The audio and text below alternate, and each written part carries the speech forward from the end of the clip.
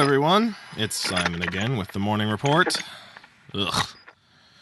I had quite the rough night. I won't get into it, but the boys on H level are insane. Don't let them near alcohol. Today is... Current temperature outside is a bit colder than normal. Highs in 71, lows in 52. I appreciate these colder days in the desert. It kind of makes me feel like I'm on the moon or something. I have someone coming in today with a special history lesson. Well, more of a story, I guess. We'll try and weave it into something exciting. You guys know how we do things here. All right, but first, let's get through the announcements. All personnel are required to stop I didn't even get to finish. Yes, sir? What? Okay. Are you sure? All right. Sorry, folks. We have an alert coming in from S level. I've been asked by T to allow them to patch through the general announcements. Sounds like it could be serious. Okay, here we go. Repeat! The ritual failed! I don't know what happened, but the seal was left open. Subject S3 got out. We can contain it, but we have to wait for the events to run its course. We'll have a window after that. Repeat! Subject S3 is free! Everyone needs to get under their desk and close their eyes. I repeat, close your eyes! Don't open them until the alarm has stopped. Again, the ritual failed. Fuck! Get those doors! Oh, Christ.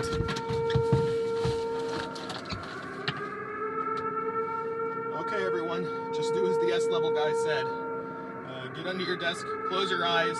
Better yet, cover your ears. Don't let the sounds draw you in. Keep your eyes closed no matter what. Got it?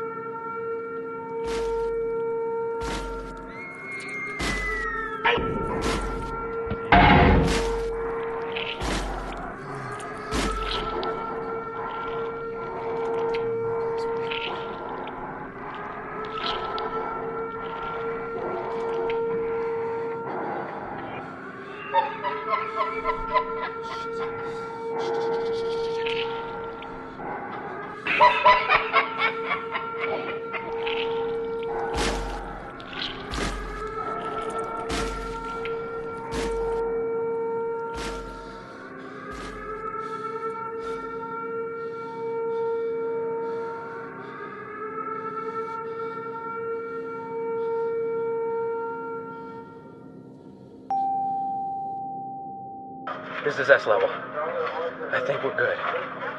Minimal deaths on all floors. I have to check topside to make sure we didn't risk too much exposure. There might be a few people in Vegas who just had a very bad morning. Christ. Okay. I think we're good. I'm getting a fax. Hang on. Okay. It says here that all floors are to continue operations as normal. A fax with everyone's immediate responsibilities will be going out to all floors. Birthdays and deaths of the past day will be included in that fax. Great. So I don't have to read them. What do I read?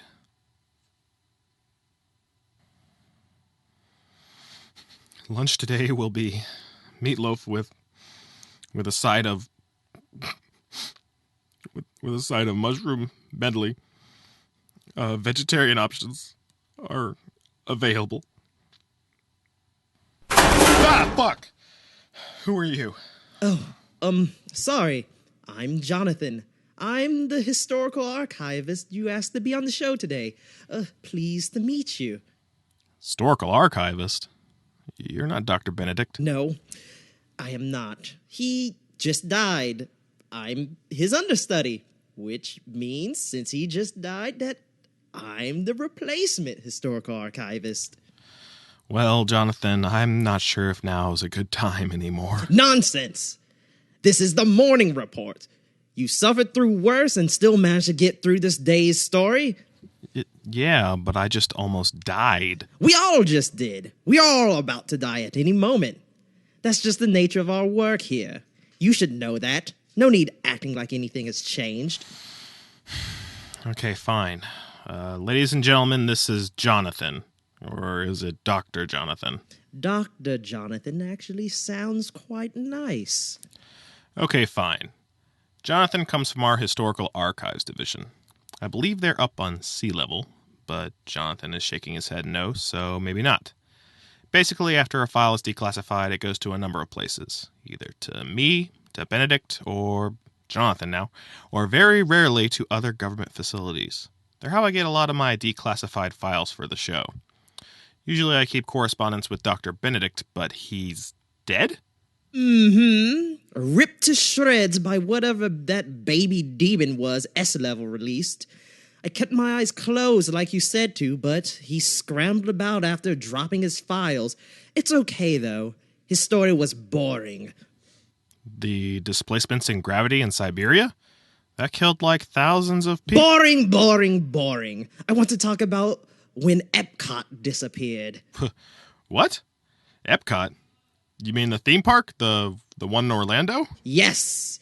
I recently was given declassified files on a freak occurrence in 1992 where an alien civilization abducted the entire theme park for a duration of 5 minutes. Wait, the entire theme park? Like, all of Nope. Just Epcot. The whole park, secret underground tunnels and all, just completely disappeared. Here, look at these. Those are pictures of the crater left behind while the park was gone. Some tourists shot this with a disposable camera. The park was already back by the time Majestic shut the whole site down. But why? I'll get to that. But first, let me set up the scene. Here, read this. It's a letter sent to TAE Industries, an upstart weapons development company that exploded financially during the Gulf War. Okay. Quote, Epcot is happy to welcome TAE Industries for their annual company party. As per requested, the entirety of Epcot has been rented out for your night of fun, drinking, and the Disney experience. The park will be manned by a full staff, and all rides are available for your employees and their families to enjoy, as well as every restaurant, shop, and bar in the park. Please feel free to call us toll-free at yada yada. So an arms company rented out the park? You can do that? Sure, and it isn't even that weird. High schools and other organizations rent the parks out all the time. It's expensive as hell, but not completely impossible. And this arms company rented it out. Yep. And the interesting parts are how everything is staged before the kidnappings begin. We have the underpaid staff staying late when they'd rather go home and get some sleep. We have the cast members, who are so deep into character that they risk their jobs if they drop out of character. We have the arms merchants, wealthy one-percenters with secret stashes of weapons to show off during their meetings in the park. They can't bring weapons in, right? Isn't that some sort of rule or security risk? If you're being paid hundreds of thousands of dollars to rent out an entire theme park for the night, you think a part-time hot dog vendor is going to ask what's in the big black case? Of course they let them in with weapons. Go on. Then you have the families of these one-percenters, normal folk who are just there to have a good time, a perk included with their spouse's job. Okay, so there's a variety of people at this park at the time. Something like, how many? 328 people total. That includes workers, staff, families, and others. But the interesting thing is how many there were when they came back. How many were there? 510. What? How? How could there be a population increase? I'll tell you. You see, the park disappeared for a total of 5 minutes on a late Saturday night. The only witnesses to the park's disappearance were a few members of Epcot parking staff and some drunk tourists who were wandering after the parks had closed for general population. They stated that there was a flash of white light, and then the park was gone. No sound, no indication that it exploded or anything. Just poof! The only sound left behind was the small tumbling of rocks left in the crater and water trickling from the swamplands the park was built around. So 5 minutes pass, people are panicking. Then the park magically returns. Massive damage done to the structure of the park, graffiti, ruined buildings, and so on. They were closed for months after this incident for repairs. The police were called. Our patches into major police stations were still spotty at the time, so we only arrived in the morning after regular authorities did.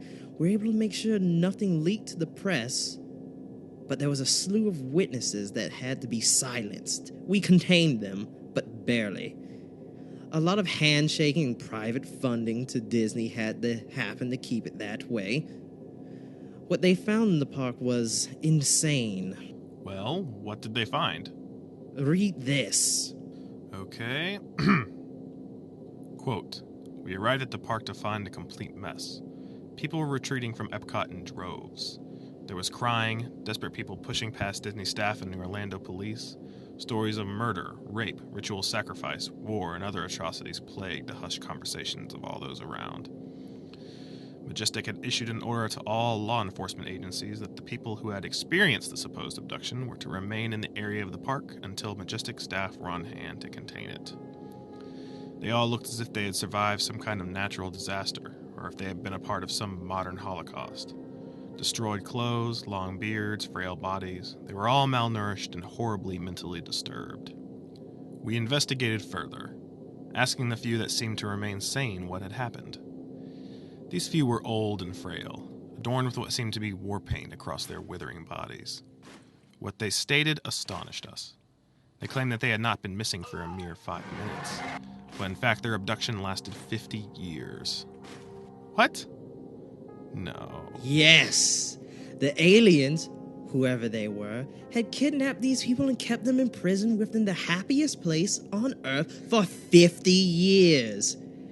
People were born and raised in adulthood within this time frame. Wars were fought, peace was made, treaties were written. This was an alien experiment of an epic scale.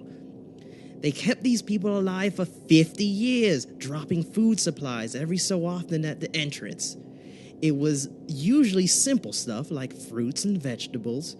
Needless to say, the meat and sweet goods for sale around the park went rather quickly. We don't know much about who abducted them. All I have is this file on hand. Majestic knows who did it, and they issued this response to the beings. Most of this is blocked out. Quote, "We know you took Epcot." Wait, so this was like a war game or something? A test to see how humans acted towards each other in enclosed spaces? Exactly. Here, read this.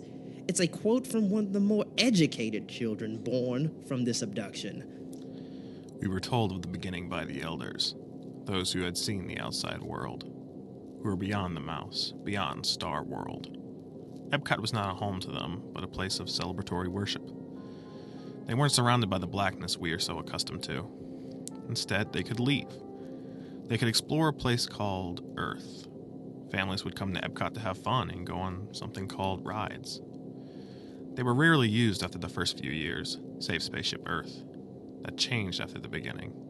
They said it a loud voice declared that Epcot was their new home, that they were to segregate into the nations they were currently in."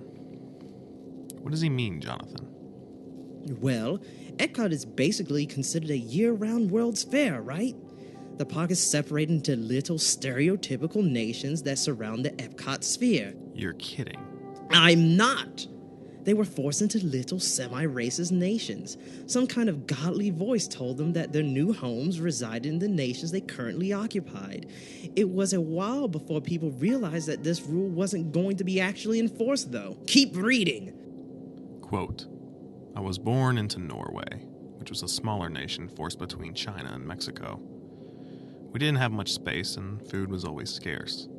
My father and I led the rebellion into China, taking their land and slaughtering their people in the name of the mouse." Wait. They're not talking about Mickey, are they? They are. Let me ask you something, Simon. Throughout history, how common is it that a nation's leader is born from squalor? Besides conquerors like Hitler and Genghis Khan, it's a rarity that such a person could rise to a position of a god. Yet, even in the most paranormal of circumstances, in a moment of experimentation, a figure like that arose. The person or figure I'm referring to is a man by the name of Anton Reynolds. Reynolds was an unremarkable man. He went to community college, studied psychology, and ended up staying in his parents' home after he graduated. He got a job as a cast member due to his physique and his acting skills after taking a few classes in theater.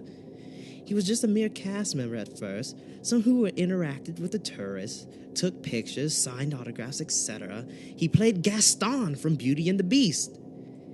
Yet soon, after the abduction, he found the Mickey costume, and this unremarkable man became something of a god. The first few years, no one really took the mouse on top of Spaceship Earth, that's the big silver sphere, seriously. They didn't refer to it as Star World then. They didn't kill people in his name or sacrifice the young and the virtuous either. He was just an annoyance.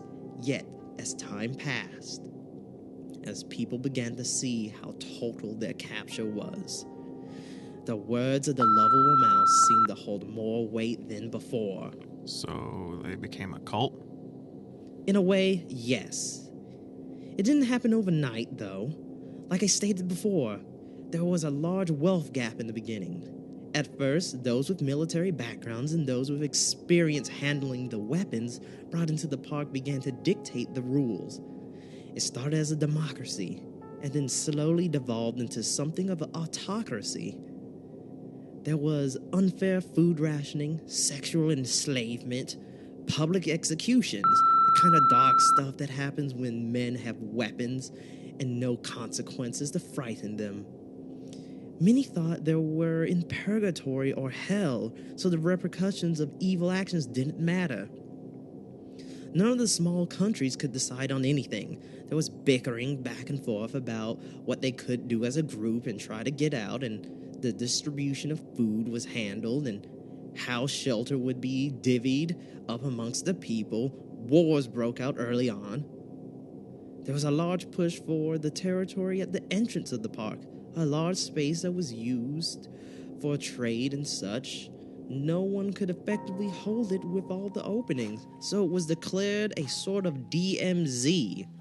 Well, Epcot is a big park. Surely they managed to allow everyone some room.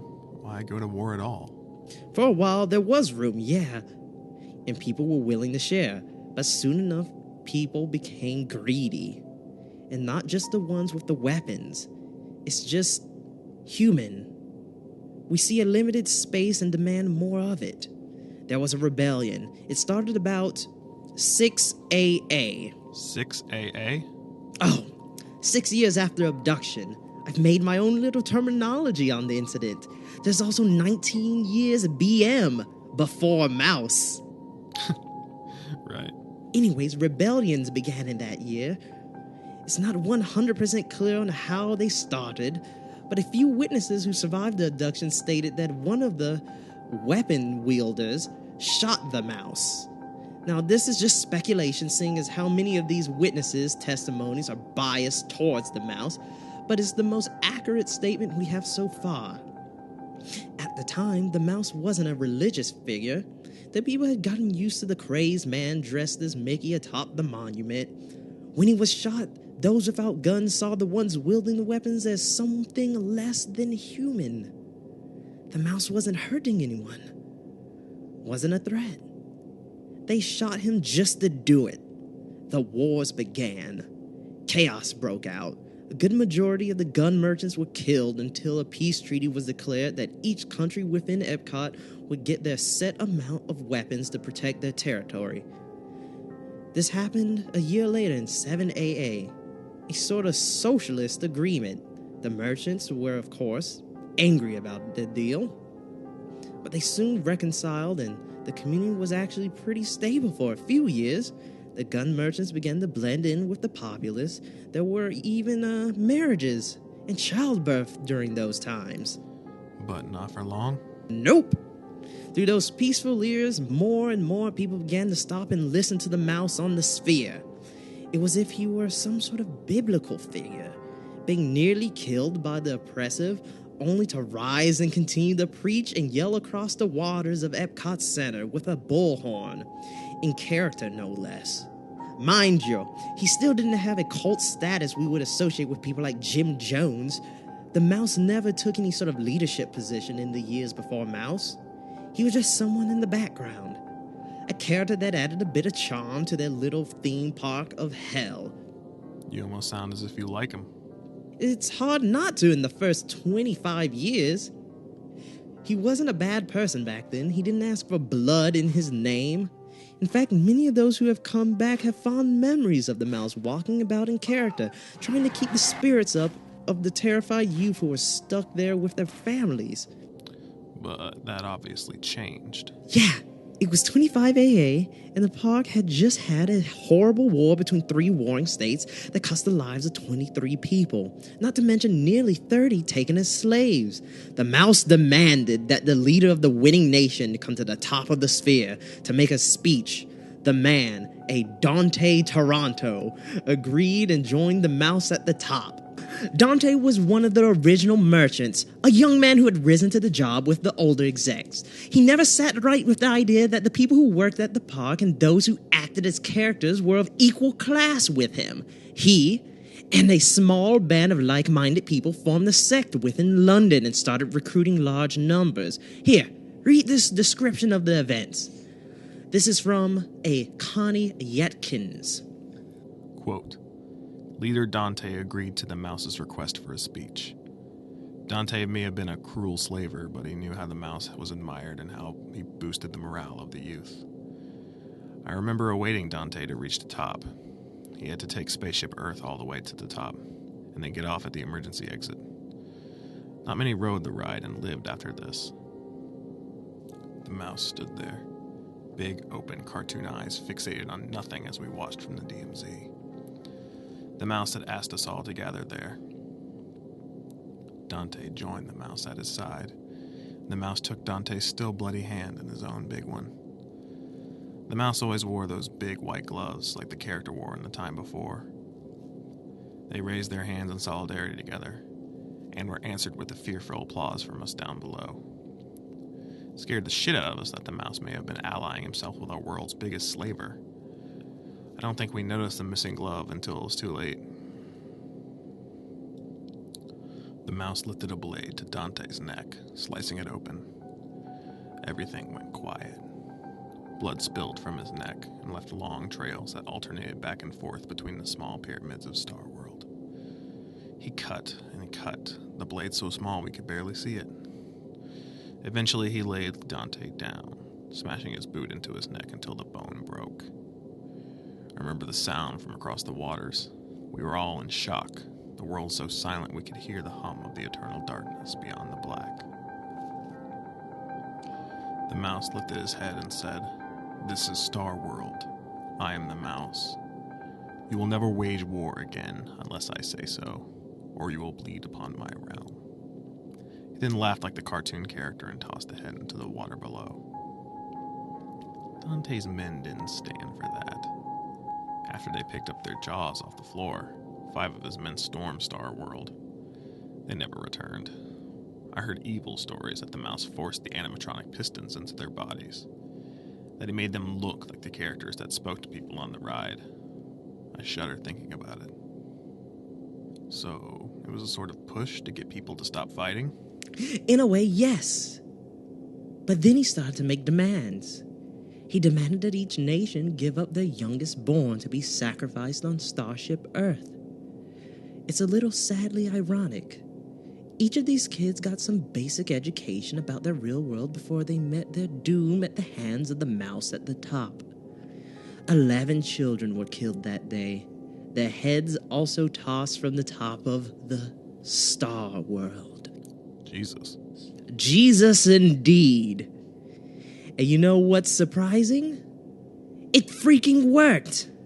There was 10 years of peace following the mouse's blood purge. Each day, an hour was dedicated to the mouse. He would ask for simple sacrifices, a trinket, a souvenir from the shop, some food, but he didn't demand blood until the final years. What caused the mouse to turn back to violence? Norway's request for war. Norway was barely a nation within Epcot. They had a large Viking-looking house, which was used for everything. They slept there, ate there, cleaned there. They were the more barbaric of the nations. They had felt cramped for years, decades, and so the ambassador braved the ride to the top of Star World to make a request of the mouse. He was the same man who you read from earlier, from the debriefing. His name is McKay West. McKay? Many of the children born in Epcot were named after the mouse as a sign of respect. McKay claims he made it to the top of the ride to face the mouse. Here, read this excerpt. Quote, I rode the ride, Starship Earth it was called, up to the top. I passed moments in my parents' history, achievements that seemed so new and foreign that I couldn't comprehend them. The seat of the ride was sticky with blood, the robotic characters I passed barely working or stinking and rotting. There was this ominous music behind me, a distorted voice trying desperately to inform me of different facts and ideas of the future as I made my way to the top. The mouse was awaiting me. His skin, the fur, was covered in dried blood. He wore a torn suit and blood-red slacks. My mother used to say he looked like a conductor, whatever that was. His eyes, though once innocent and inviting, seemed wild to me. He asked me why I dared to approach him, why I sought death so eagerly. I gave him our case, how we were the butt of all the other nations, how Norway was barely a nation at all. I told him of the past skirmishes, how we warred between both China and Mexico. I asked for his blessing in the war to come, and then I asked for his assistance. Surprisingly, he gave it. We went to war the next day. The mouse became a figure that everyone began to approach for blessings in war. Soon after Norway took over China, the remnants of China that fled to Germany asked for permission to retaliate. He gave it, and so this violent cycle continued on and on. The mouse denied permission in some cases, when war had played the park too badly and they needed some time to recuperate. I think the mouse realized that humans just need to get the violence in their souls out of their system. So he controlled war like one would with a board game. How did his reign end? We're not sure it did. Wait, what? When the park came back, Majestic cleared all of the people inside and had them contained. Trucks were brought in with large containers that were used for large-scale containment. They were fitted with beds and medical supplies as well as bathrooms for each group of people. Then they began a sweep of every part of this park. They captured people who were hiding, they bagged dead bodies, had helicopters with thermal imaging looking for those jumped the fence. They took pictures of the graffiti left behind, of the writings on the wall, written in blood. They scoured the entire park, ride by ride, nation by nation. And they waited to see Spaceship Earth last, seeing as they had acquired information on the mouse's residence there. The Majestic team went in hard, looking through every crevasse. And? Nothing. They found absolutely nothing. There was no mouse, no Anton Reynolds. They found no bed, no food stash, no bloody knife. It was as if the people made him up to justify all the terror and horror they laid upon each other. So, he's just a ghost now. Sometimes I hear reports from my Florida agents who claim they've just seen the mouse on top of Spaceship Earth. He'll just be standing there, looking out over his league of self-destructive nations, as if contemplating judgment once again. I've heard theories that the mouse was part of the alien race that abducted these people. I've also heard theories that he's one of the cast members, slipping between parks as Mickey and interacting with the tourists as if nothing happened. Then there's the theory that he didn't exist at all, and I think that, ladies and gentlemen, is what scares me most of all.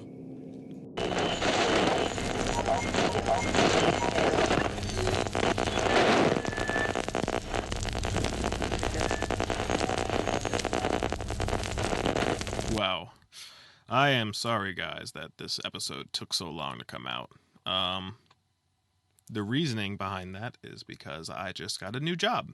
It's a 9-to-5 kind of job, which I've never had in my life, so it's kind of a new thing to adjust to. Sorry about the delays. I'm going to try and keep things rolling, try and keep them steadily updating month to month, but, things happen, and I'm sorry about that. I got the idea for this story easily enough. I went to Disney World, looked at all the little stereotypical nations they had in the park, and got a weird thought. What if they all went to war with each other? This idea kind of predates the morning report. I went to Disney World well before I had any notion of starting a podcast. Anyway, I'd like to thank Andre Joshua Smith for his role as Jonathan. Andre is an artist I went to school with, and you can find his work in the episode description. I'd also like to thank Michael Hicks for his quick role as an S-level scientist who's freaking out over the ritual. I'll leave his information in the description as well. And finally, I'd like to thank Jesse Neiswanger for mixing and doing the music for the episode. I've really been enjoying his contributions to the podcast, and he seems to be enjoying it as well, so win-win. I'll leave you guys with a quick blooper that I found pretty funny. This is Michael preparing himself for his role as the S-level scientist. Thanks, guys. Have a good day. More screamy, a little more screamy, even more panicky. I'm losing my mind, okay? I'm losing my mind! We're all gonna die! Do it! Repeat! The ritual failed! I don't know what happened, but the seal was left open! Subject S3 got out!